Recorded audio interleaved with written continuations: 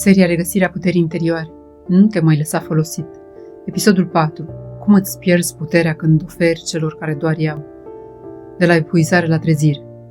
Nu pierzi puterea într-o zi, nici într-o lună, nici într-un moment dramatic. O pierzi în doze mici, în gesturi care par firești, în nu-i nimic, în lasă că fac eu, în nu vreau să deranjez, în poate are nevoie de mine. Puterea nu-ți o fură nimeni, tu o oferi, încet, delicat, fără să-ți dai seama. Și abia când rămâi fără înțelegi prețul.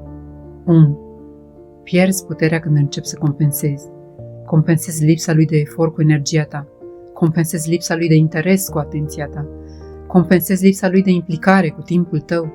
Compensezi incapacitatea lui cu capacitatea ta.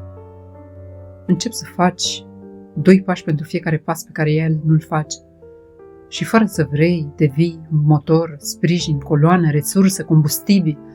El se odihnește în tine, tu te epuizezi în el.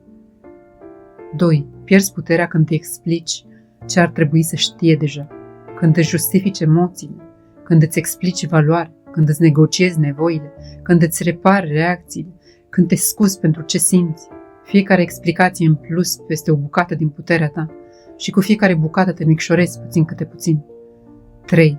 Pierzi puterea când nu pui limite. Oamenii care doar iau nu îți vor respecta limitele, pentru că nu le convine să le ai, așa că le testează, le împing, le ignoră, le negociază și dacă tu cedezi odată, o vor încerca din nou și din nou și din nou, până când nu vei mai ști care e limita ta și care e limita lor. 4. Pierzi puterea când îți amâni viața pentru nevoile lor. Ți-ai dorit să te odihnești, dar ai răspuns la mesajul lor. Ți-ai dorit să dormi, dar i-ai ascultat dramă. Ți-ai dorit liniște, dar ai devenit terapeutul lor. Ți-ai dorit spațiu, dar ai devenit sprijinul lor. Ți-ai dorit timpul tău, dar ai dat timpul tău. Când îți sacrifici mereu prezentul, sufletul tău se stinge încet. 5. Pierzi puterea când emoțiile tale depind de comportamentul lor. Când te simți bine doar dacă ei sunt bine.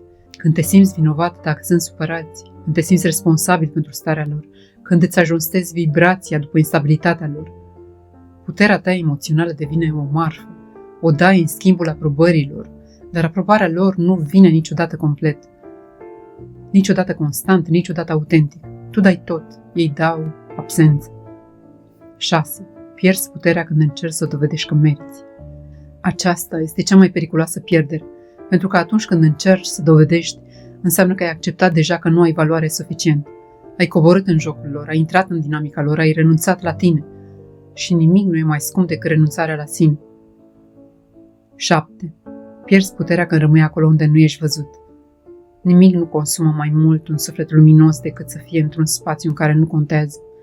Acolo se pierde spiritul, se pierde energie, se pierde bucurie, se pierde vocea. Acolo se pierde destinul. Nu pentru că nu e suficient, ci pentru că ești prea mult pentru cineva care poate primi doar puțin. Dar vine și momentul trezirii. Momentul în care spui, nu mai pot să dau celor care doar iau. Nu mă mai sacrific pentru neputința altuia. Nu mai arunc lumină în locuri care o sting. Trezirea nu este furie, nu este răzbunare, este claritate, este liniște, este centrare, este întoarcerea puterii la tine.